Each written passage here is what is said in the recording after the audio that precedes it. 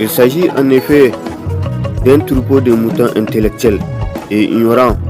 que plusieurs générations d'hommes ont résisté à la pénétration coloniale aux quatre coins de l'Afrique,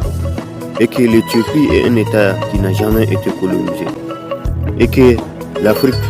résistera aux moutons attardés du Tchad, aux moutons naïfs du Niger, aux moutons économistes de la Côte d'Ivoire et de tous les moutons sponsorisés et parrainés par l'Europe, au nord comme au sud du Sahara, en Afrique comme aux Antilles, au XXIe siècle comme dans tous les siècles à venir, car l'Afrique n'a jamais baissé les bras face aux moutons miniers du Niger, ni face aux moutons militaires tchadiens, ni face aux moutons Mobutu, et ni avec les moutons Omar Bongo. Et au-delà du fardeau de la colonisation, au-delà du poids du néocolonialisme, au-delà de la politique suicidaire du mouton de la maison, même si c'est un mouton séduit et abusé par la sorcière sanguinaire qui constitue la communauté internationale. Je suis un enfant du Sahel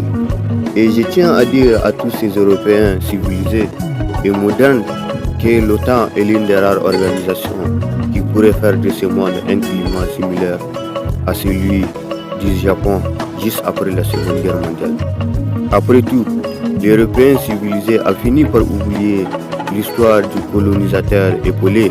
par la mission humanitaire, même s'il a fini par oublier la tyrannie qu'a subi le monde durant la Première et la Seconde Guerre mondiale. Et même si l'Européen est civilisé a fini par oublier ces zéros oubliés et sacrifiés dans les camps de Tchoré par un pays dit des droits de l'homme. Même si l'Européen est civilisé a fini par oublier que les services athées que son gouvernement lui servent sur un plateau d'argent et les fruits d'une fouille approfondie dans tous les recoins de l'Afrique au détriment de l'Afrique et de ses enfants. Et même si l'Européen est civilisé a fini par oublier la force de l'Afrique qui est sortie du néant juste après le commerce triangulaire pour ainsi finir par défier Napoléon à la bataille des Vertières en 1803. Et au-delà du fardeau du néocolonialisme, au-delà de la politique du mouton suicidaire de la maison,